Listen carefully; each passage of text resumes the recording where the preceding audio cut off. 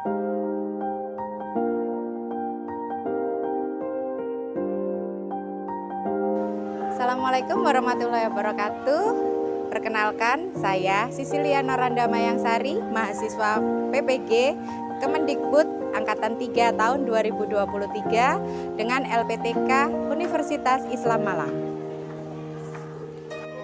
Best practice ini saya lakukan di SMA Negeri 6 Malang, tempat saya bertugas mengajar sebagai guru matematika. Selamat menyaksikan.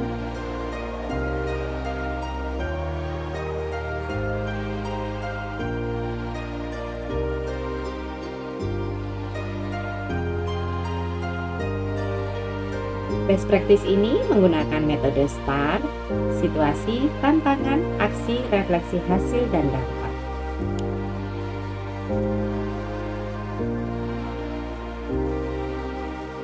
Tujuan pembelajaran yang ingin dicapai pada pertemuan kali ini adalah berdasarkan tingkat kemampuan, peserta didik diharapkan memiliki kemampuan mengidentifikasi bentuk umum fungsi kuadrat, menjelaskan arti dan pengaruh koefisien dari bentuk umum fungsi kuadrat, serta menganalisis karakteristik umum dari fungsi kuadrat tersebut.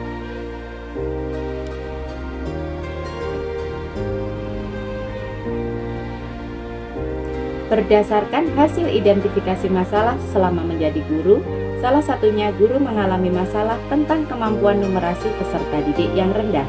Pada proses identifikasi masalah, guru melakukan eksplorasi melalui kajian literatur dan wawancara. Ternyata, yang menjadi akar permasalahan dari kemampuan numerasi peserta didik yang rendah dikarenakan pemahaman konsep matematika. Pemahaman konsep adalah penguasaan sesuatu dengan pikiran yang mengandung stimulus yang memiliki ciri-ciri umum. Padahal pemahaman konsep merupakan dasar utama dalam pembelajaran matematika. Sintak discovery learning pada proses pembelajaran kali ini adalah yang pertama stimulasi, yang kedua identifikasi masalah, kemudian pengumpulan data dilanjutkan dengan pengolahan data, kemudian pembuktian, yang terakhir adalah menarik kesimpulan. Bantuan aplikasi pembuat grafik pada tayangan berikut adalah beberapa alternatif yang digunakan untuk menunjang pelaksanaan penyelidikan pada kegiatan pembelajaran. Hal ini merupakan salah satu bentuk diferensiasi proses di mana peserta didik bebas menggunakan aplikasi yang menurut mereka lebih mudah digunakan.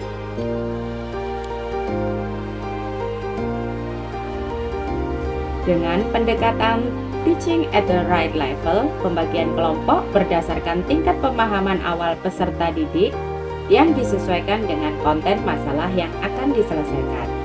Untuk mengatasi kebutuhan masing-masing kelompok, guru perlu menyiapkan berbagai konten yang cocok dan kapasitas pemberian scaffolding pada kelompok-kelompok tertentu.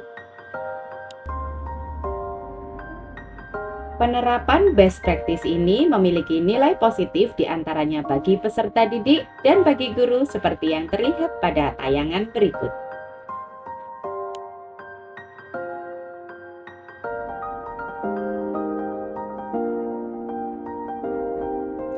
Peran dan tanggung jawab penulis dalam praktek ini yaitu mengikuti perkuliahan, diskusi dengan dosen, guru pamong, pakar, dan teman sejawat dalam menggali dan mengeksplorasi masalah, kemudian menentukan alternatif solusi, membuat rancangan pembelajaran yang sesuai, dan yang terakhir adalah melaksanakan praktek pembelajaran beserta evaluasi dan refleksinya. Tantangan pada best practice ini ada, namun kita dapat menentukan solusinya sebagai berikut. Tantangan yang pertama, manajemen kelas yang kompleks. Solusinya adalah mengenali kebutuhan individu pada masing-masing kelompok, kemudian diberikan scaffolding.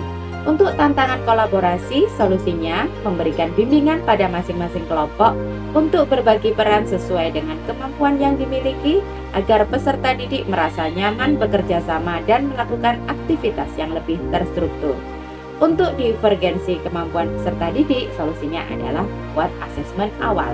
Sedangkan keterbatasan waktu, solusinya adalah dengan pembuatan modul ajar yang sistematis. Mengapa? Karena perencanaan adalah solusi terbaik untuk menjawab segala tantangan dan masalah.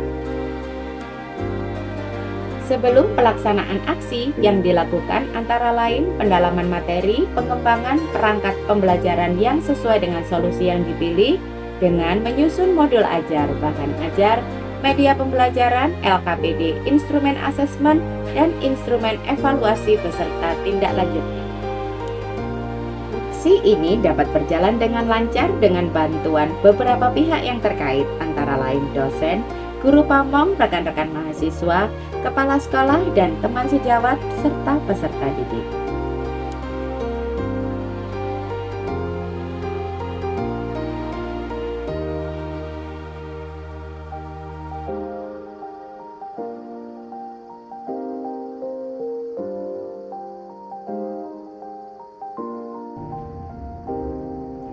Beberapa dampak yang terjadi dari aksi yang dilakukan diantaranya, kemampuan numerasi dan keaktifan peserta didik jauh meningkat dengan model pembelajaran discovery learning, serta media pembelajaran yang lebih bervariasi seperti YouTube dan bantuan beberapa aplikasi pembuat grafik.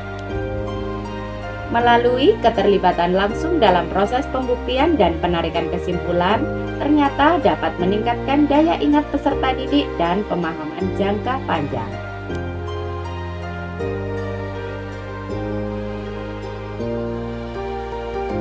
Yang ketiga, masing-masing peserta didik mampu berkolaborasi dan memberikan peran aktif dalam melakukan diskusi.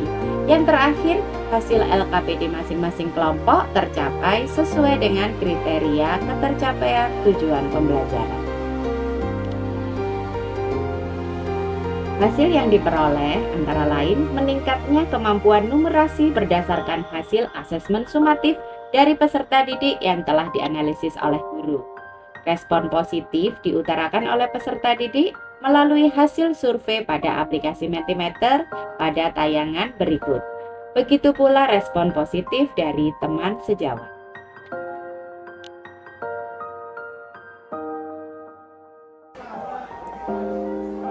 Demikian best practice yang dapat saya sampaikan, semoga bermanfaat untuk semuanya, dan saya ucapkan terima kasih untuk Universitas Islam Malang sebagai tempat PPG saya, kemudian SMA Negeri 6 Malang, dan rekan-rekan semuanya yang membantu proses ini. Terima kasih. Wassalamualaikum warahmatullahi wabarakatuh.